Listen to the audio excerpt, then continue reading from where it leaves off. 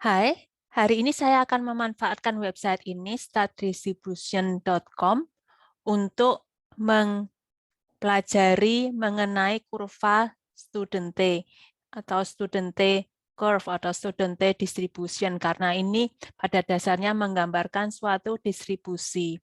Student T sering dipakai untuk menggambarkan probabilitas dari suatu sampel atau data, terutama apabila jumlah data atau jumlah sampelnya tidak terlalu banyak.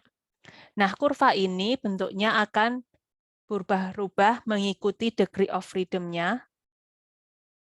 Ya, seperti ini misalnya.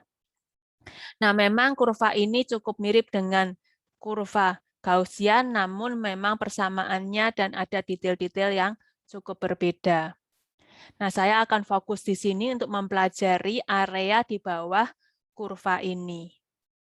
Ya, p-value di sini adalah 0,3 yang kurang lebih menggambarkan bahwa ada 30% dari seluruh area, ya, 30% dari seluruh area yang terarsir di situ.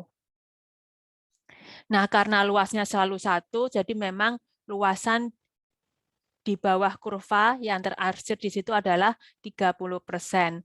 Dan t-value di sini ini menggambarkan seberapa jauh dari nilai tengah atau rata-ratanya.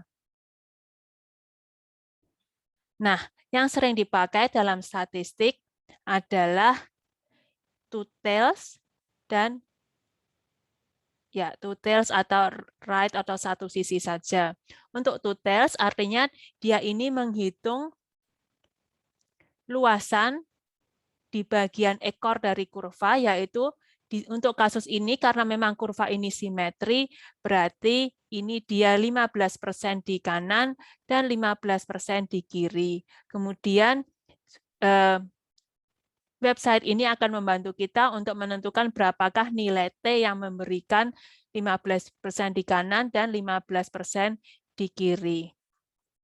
Kita akan coba, misalnya degree of freedom-nya adalah 9, dan p-value di sini adalah 0,05. Ya, berarti ada 0,025 di kanan dan 0,05 di kiri, maka kita akan dapatkan t-value, yaitu nilai batas di sini adalah 2,26.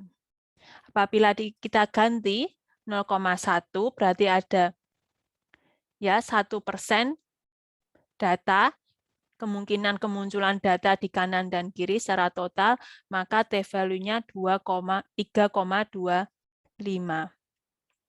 Nah, kita coba ubah ini menjadi degree of freedom-nya berbeda. Pada umumnya degree of freedom ini bergantung dengan jumlah data nantinya untuk aplikasinya.